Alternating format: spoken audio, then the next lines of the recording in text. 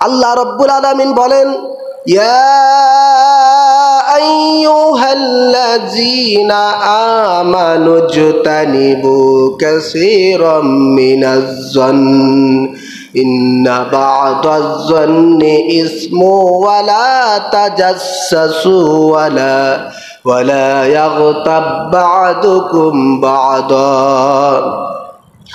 আইয়ুহিব্বু আহাদুকুম আন ইয়াকুলা লাহমা আখিহি মাইতান ফাকারিহতুমুহু ওয়াত্তাকুল্লাহ ইন্নাল্লাহা তাওয়াবুর রহিম।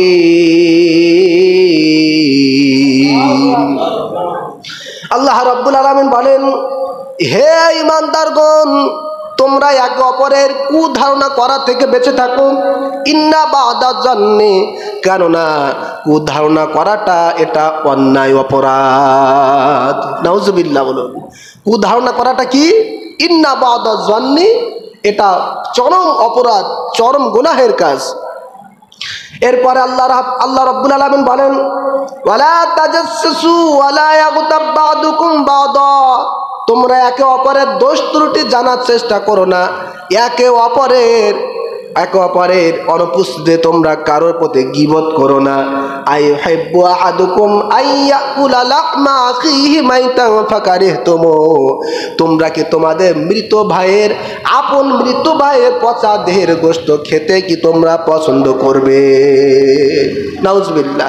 কেউ কি পছন্দ করে? কথা বলুন। আপন ভাইয়ের মৃতদেহের পচা গোশত মাংস খেতে দুনিয়ার কেউ কি পছন্দ করবে? আল্লাহ পাক বলছেন, তোমরা কি এটা কি কেউ পছন্দ করো? নিঃসন্দেহে না, ঠিক কিনা বলুন। আল্লাহ রাব্বুল আলামিন বোঝাতে চাচ্ছেন, যেমনি ভাবে আপন মৃত ভাইয়ের পচা দেহের গোশত খেতে তোমরা যেভাবে অপছন্দ করো, ভালোবাসো না, ঠিক অনুরূপভাবে দুনিয়ার একজন আরেকজন মানুষের প্রতি গীবত করাকে সেইভাবে তোমরা অপছন্দ করো। নাউজুবিল্লাহ। বুঝতে পেরেছেন? আল্লাহ পাক স্বয়ং কোরআনের মধ্যে উদাহরণ দিয়েছেন, আমাদের বাইরের থেকে উদাহরণ দেওয়ার প্রয়োজন নাই। সুবহানাল্লাহ। আল্লাহ রাব্বুল আলামিন বলেন, ওয়াত্তাকুল্লাহ, আল্লাহ তাআলাকে ভয় করো। ইন্নাল্লাহা তাওয়াবুর রহিম, গীবত যা করেছো, সমালোচনা যা করেছো, অন্যের পিছনে যা লেগেছো, ভুল বুঝতে পেরে আলোচনা শোনার পরে তওবা করো। ইন্নাল্লাহা তাওয়াবুর রহিম, আল্লাহ রাব্বুল আলামিন তিনি নিশ্চয়ই তওবা গ্রহণকারী এবং পরম দয়ালু। সুবহানাল্লাহ। গীবত করি নাই এমন মানুষ খুঁজে পাওয়া কষ্টকর, ঠিক কিনা? আমরা সময় পেলেই আমাদের মনে চায় বা না চাক আরেকজনের গীবত করতে আমরা ভালোবাসি, ঠিক কিনা বলুন। এটা আমাদের অবস্থা। এর জন্য আল্লাহ পাক বলছেন, যা করেছো করে ফেলিয়েছো, এখন জুমার আলোচনা শুনলে সব বুঝবে গীবত সম্পর্কে। এবার তওবা করো, গীবত করাকে ছেড়ে দাও, সমালোচনা করাকে বাদ দাও, আল্লাহ পাক ক্ষমা করবেন। সুবহানাল্লাহ। সম্মানিত হাজিরিন, আয়াতে কারিমার মধ্যে আল্লাহ পাক বললেন, গীবত করলে পরে আপন ভাইয়ের পচা দেহের গোশত খাওয়ার শামিল। তাহলে আল্লাহ পাক যেহেতু বলেছেন, এই কথার সত্যতা আছে না নাই? আছে না বলেন? আমরা একটা কথা বললে সেটা সত্যও হতে পারে, মিথ্যাও হতে পারে, তবে সত্যের চেয়ে মিথ্যাটা বেশি হয়, ঠিক কিনা? আর আল্লাহর কথা যেভাবে আল্লাহ বলেছেন সেইভাবে সঠিক সত্য, সন্দেহ করলে ঈমান থাকবে না, ঠিক কিনা বলুন। সম্মানিত হাজিরিন, গীবত করলে পরে আপন ভাইয়ের মৃতদেহের পচা গোশত খাওয়া, এর বাস্তবতা কেমন? আল্লাহর হাবিবের প্রিয় সাহাবে হযরতে আবু বকর এবং হযরত ওমর ফারুক রাদিয়াল্লাহু তাআলা আনহু সফরের মধ্যে বাহির হলেন। কোথায় বাহির হলেন? কথা বলুন। এই যে কিতাব, এই কিতাবটি থেকে বলছি। এখন যে ঘটনাটি, এখন যে হাদিসটি বলবো, এই কিতাব থেকে। এই কিতাব আবার সাধারণ কিতাব নয়। তাফসীর ইবনে কাসির লিখেছেন, ইমাম ইবনে কাসির রহমাতুল্লাহি আলাইহি বলেন, সুবহানাল্লাহ। সূরাতুল হুজুরাত 10 নম্বর খণ্ডের মধ্যে এই গীবত সম্পর্কে এই হাদিসটা আনা হয়েছে, বলেন সুবহানাল্লাহ। আরবের যুগে আল্লাহর হাবিবের জামানায় গীবত যে কত ভয়ানক, কত মারাত্মক, সেটাকে বোঝাচ্ছি। আল্লাহর হাবিবের জামানায় হযরত আবু বকর এবং হযরত ওমর ফারুক রাদিয়াল্লাহু তাআলা আনহু সফরের মধ্যে বাহির হয়ে গেলেন। তাদের খেদমতের জন্য একজন খাদেম নিলেন। কি নিলেন? খাদেম। ওই সময় জামানায় প্রথা ছিল যে যারা একটু উঁচু মানের বা যাদের সামর্থ্য রয়েছে তারা কোথাও গেলে তাদের খেদমতের জন্য খাদেম নিতেন। কি নিতেন? খাদেম নিতেন। মরুর প্রান্তরে পথ চলতে চলতে প্রচণ্ড গরম, রোদে তাপে গরমে ক্লান্ত শ্রান্ত অবস্থায় রাত্র হয়ে গেল। অপরদিকে হযরত আবু বকর ঘুমিয়ে পড়লেন, হযরত ওমর তিনিও ঘুমিয়ে পড়লেন। খাদেম যাকে নিলেন খেদমত করার জন্য তিনিও ঘুমিয়ে পড়লেন। গভীর ঘুমের মধ্যে রাত কাটিয়ে দিলেন। অপরদিকে যখন নাস্তা খাবার সময় হলো, নাস্তা খাবার যখন সময় হলো, তখন দেখা গেল যে আবু বকর ওমর দুজন ঘুমিয়েছেন, তাদের ঘুম ভেঙেছে। অথচ যে খাদেম যাকে খেদমত করানোর জন্য নিয়ে গিয়েছে তার এখনো ঘুম ভাঙে নাই। সুবহানাল্লাহ। সব কিছু ফয়সালা কার হাতে? জোরে বলেন। হযরত আবু বকর ওমর ঘুম ভাঙলেন। ঘুম ভাঙার পরে আবু বকর এবং ওমর একজন আরেকজনকে বলা বলি করতেছে, ভাই আমরা তো সফরে বাহির হয়েছি, খেদমত করার জন্য একজন খাদেম এনেছি, আমাদের সাথে সাথে দেখছি খাদেমও ঘুমিয়ে পড়েছে। এখন পেটের মধ্যে ক্ষুধা, পেটের মধ্যে যন্ত্রণা, এখন কখন রান্না করবে, কখন পাকাবে আর কখন খাবো, এই বলা বলি করে তারা খাদেমকে ডেকে দিলেন। সুবহানাল্লাহ। আচ্ছা বলুন তো, এটা কি খুব বড় কোনো গীবত? সাধারণ একটা কথা যে আমরা তো একজন খাদেম এনেছি আমাদের খেদমত করার জন্য, তো আমরাও ঘুমিয়েছি, আমাদের খাদেম সে রান্না বান্না বাদ দিয়ে সেও ঘুমিয়েছে, সুতরাং তাকে একটু ডেকে দেওয়া উচিত। ঠিক কিনা বলুন? এটা খুব তেমন আমাদের মতো তেমন গীবতের মধ্যে পড়ে না। ঠিক কিনা বলুন? তবে এই সামান্য কথাটার গুরুত্ব, সামান্য কথাটার এর ভয়াবহতা কত বেশি একটু লক্ষ্য করুন। সম্মানিত হাজিরিন, আবু বকর এবং ওমর একসাথে হয়ে খাদেমকে ডেকে দিলেন। খাদেম এবার তাড়াতাড়ি ঘুম থেকে উঠলেন। ওঠার পরে বলছেন, আপনাদের জন্য কি রান্না করে দিব? আবু বকর ওমর বলছে, এখন যদি আপনি রান্না বান্না করেন আর সেই রান্না বান্নার খাবার আমাদেরকে যদি দেন তাহলে আরো বেশি সময় লেগে যাবে। ঠিক কিনা বলুন? এখন তো পেটের মধ্যে যন্ত্রণা, পেটের মধ্যে ক্ষুধা, সুতরাং এখন তোমার নতুন করে রান্না বান্নার গোছানোর প্রয়োজন নাই। যাও যাও, চলে যাও রাসূলুল্লাহর দরবারে, যে বলবে আবু বকর এবং ওমর পাঠিয়েছে, আপনার কাছে যদি কোনো গোশত, মাংস, তরকারি অথবা সালুন যদি থাকে আমার কাছে দিতে বলেছে, যেই খাবারটা আবু বকর এবং ওমর এবং আমি খাদেম খাবো। সুবহানাল্লাহ।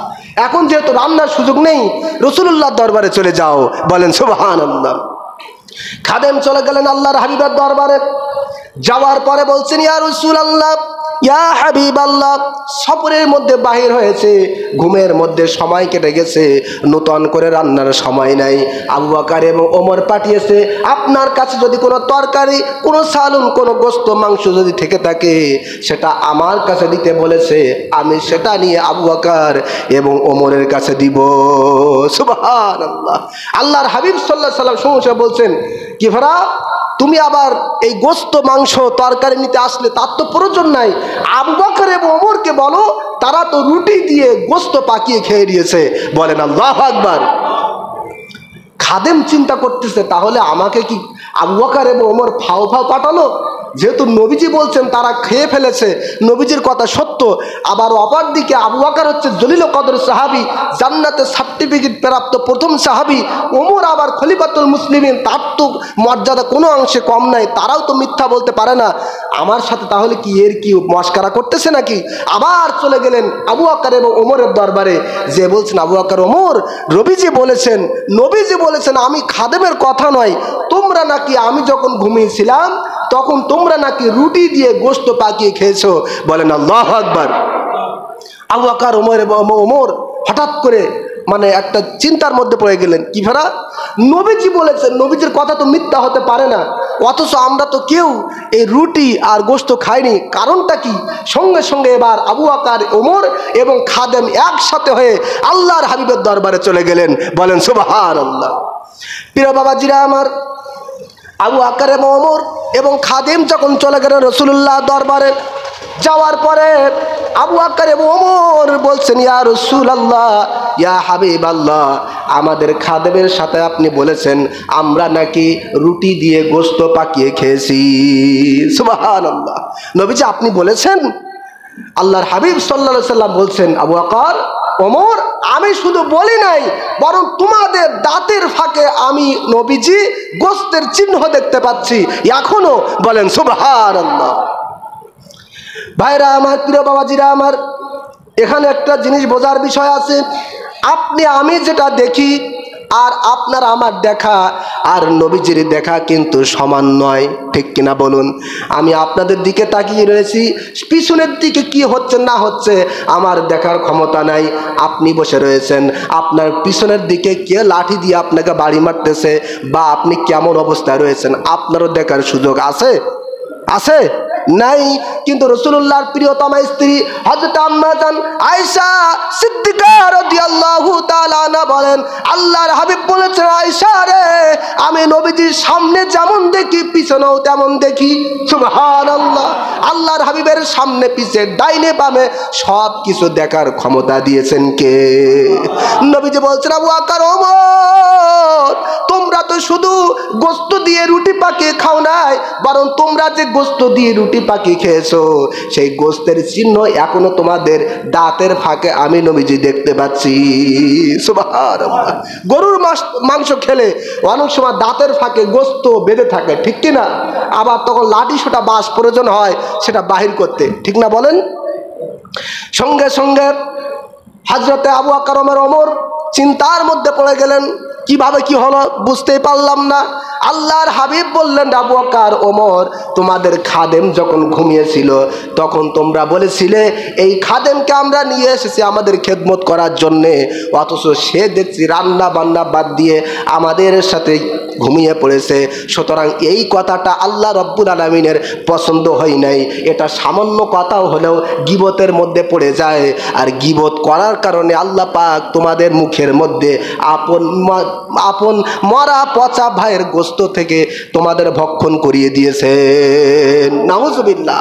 সঙ্গে সঙ্গে আল্লাহ পাক নবীজির এই কথার সমর্থনে আল্লাহ পাক একটি আয়াত কারিমা নাজিল করলেন। আল্লাহ পাক বললেন, ইয়া আইয়ুহাল্লাযীনা আমানু জতানিবু কাসীরাম মিনাজ যন্ন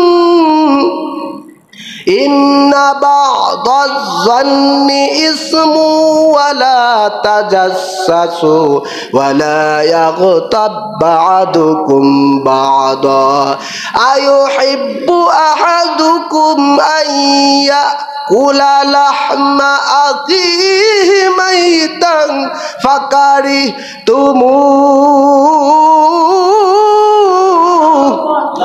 ওয়াত্তাকুল্লাহ ইন্নাল্লাহা তাওয়াবুর রহিম। আল্লাহ পাক বলছেন, হে ইমানদারেরা, তোমরা মানুষের প্রতি কুধারণা করা থেকে বেঁচে থাকো, কেননা মানুষের প্রতি কুধারণা করাটা চরম মিথ্যাবাদীর শামিল। এটা অন্যায়, এটা অপরাধ। তোমরা কি তোমাদের আপন ভাইয়ের মৃতদেহের পচা গোশত খেতে পছন্দ করো? নাউজুবিল্লাহ। কেউ কি পছন্দ করে? এই ঘটনার প্রেক্ষিতে আল্লাহ পাক কোরআন কারিমের সূরাতুল হুজুরাতের এই আয়াত নাজিল করেছিলেন। বলেন সুবহানাল্লাহ। এবার আবু বকর এবং ওমর তারা তো আরো পেরেশানির মধ্যে পড়ে গেলেন, ঠিক কিনা বলুন? হযরত আবু বকর এবং হযরত ওমর বলছেন, ইয়া রাসূলুল্লাহ, ইয়া হাবিবাল্লাহ, ভুল করে ফেলেছি, অন্যায় করে ফেলেছি। নবীজি, আপনার প্রতি আল্লাহ পাক আয়াত নাজিল করেছেন আমাদের কর্মের কারণে, আমাদের কথা বলার কারণে। সুতরাং নবীজি আমাদের পক্ষ হয়ে আল্লাহ রব্বুল আলামিনের দরবারে দুহাত তুলে একটু দোয়া করুন যে আবু বকর এবং ওমরকে যেন আল্লাহ পাক ক্ষমা করে দেন। সুবহানাল্লাহ।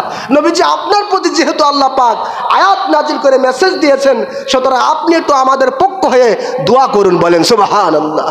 গীবত কত ভয়ানক, কত বড় অপরাধ, কত বড় শাস্তিযোগ্য অপরাধ, একটু ভালো করে শুনুন। আল্লাহর হাবিব বললেন, আবু বকর, ওমর, তোমরা যাকে নিয়ে গীবত করেছো সেই ব্যক্তি যতক্ষণ পর্যন্ত তোমাকে ক্ষমা না করবে, তোমাদের ক্ষমা না করবে, ততক্ষণ পর্যন্ত আমি নবী কেন, আল্লাহ রব্বুল আলামিন তোমাদের ক্ষমা করবেন না। নাউজুবিল্লাহ। তার কারণ গীবত করা মানে বান্দার হক নষ্ট করা, আর বান্দার হক নষ্ট করা যতক্ষণ পর্যন্ত ওই বান্দা ক্ষমা না করবে ততক্ষণ পর্যন্ত আল্লাহ পাক রব্বুল আলামিন ক্ষমা করেন না। ঠিক কিনা বলুন? সুতরাং গীবত হচ্ছে অত্যন্ত ভয়াবহ অপরাধ, অত্যন্ত শাস্তিযোগ্য অপরাধ। কেমন অপরাধ জানেন? নবীজি বলছেন, আল গীবাতু আশাদ্দু মিনাজ জিনা, গীবত হচ্ছে জিনা করার চেয়েও ভয়াবহ অপরাধ। সাহাবায়ে কেরাম বললেন, ইয়া রাসূলুল্লাহ, ইয়া হাবিবাল্লাহ, এটা কেমন কথা? গীবত একটা সাধারণ কথার মাধ্যমে হয়, আর জেনা ব্যভিচার করতে গেলে একজন নারী লাগে, একজন পুরুষ লাগে, তার সাথে অবৈধ সম্পর্ক, তার মানে অনেক বড় জিনিস। সেই বড় জিনিসের চেয়ে গীবত কিভাবে ভারী হয়, কিভাবে বেশি অপরাধযোগ্য হয়, নবীজি বলছেন, সাহাবায়ে কেরাম শোনো, কেউ যদি জেনা করে, ব্যভিচার করে, জেনা করার পরে সে যদি অন্যায় বুঝতে পারে, তওবা করলে আল্লাহ পাক ক্ষমা করেন। কিন্তু গীবত করার পরে তওবা করলেও ওই ব্যক্তি যাকে নিয়ে গীবত করেছে তার কাছ থেকে যতক্ষণ পর্যন্ত ক্ষমা না চেয়ে নিতে পারবে ততক্ষণ পর্যন্ত আল্লাহ পাক নিজেও ক্ষমা করেন না। বলেন আল্লাহু আকবার। সুতরাং গীবত করা যাবে? জোরে বলেন। হযরত ইবনে দিনার রহমাতুল্লাহ আলাইহি তিনি আরো মারাত্মক কথা লিখেছেন যে 100 বার জেনা করা যেমন জঘন্যতম অপরাধ, তার চেয়েও বেশি একজন মানুষকে নিয়ে সামান্য একটু একবার গীবত করা তার চেয়ে ভয়ানক অপরাধ। জোরে কান নাউজুবিল্লাহ।